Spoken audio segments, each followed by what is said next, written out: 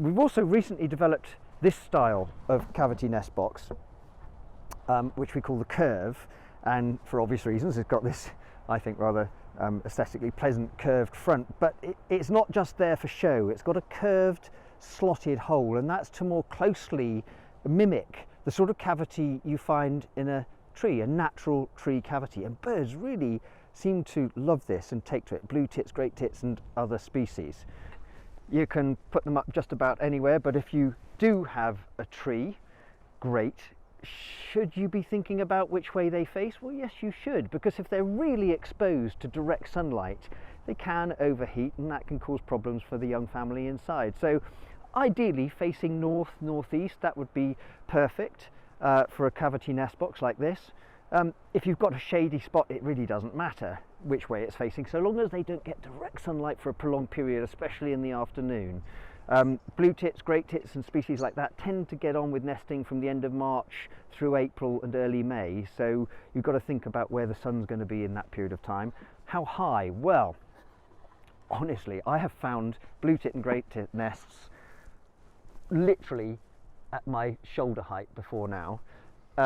So you could put a nest box up there and it would be fine. Some species like coal tit and marsh tit possibly and positively prefer to go down low. They'll even use a nest box which is really a metre off the ground, something like that, but they tend to not occur right in the middle of cities or suburbs.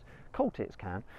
Hopefully coal tits are going to be using these curved nest boxes because it will be attractive to them. Anyway, point is this: they're okay, but then it's going to be constantly disturbed by people, so I tend to put my nest boxes up at least a couple of meters, just over a couple of meters.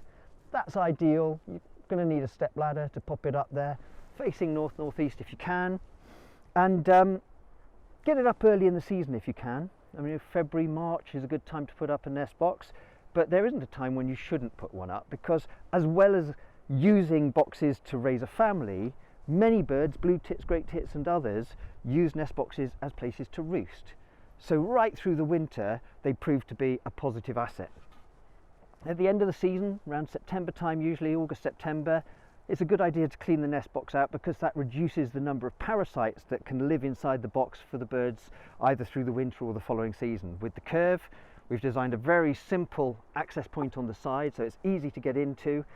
You can take out the old nest material, discard it and close it up. And if you happen to be working on a survey of what's in nest boxes, the reason we've made this door halfway up is so that you don't disturb any of the nest or nest material at the bottom of the box. Very simple, hopefully very effective. It's made out of strong, very durable, real timber that can withstand the weather.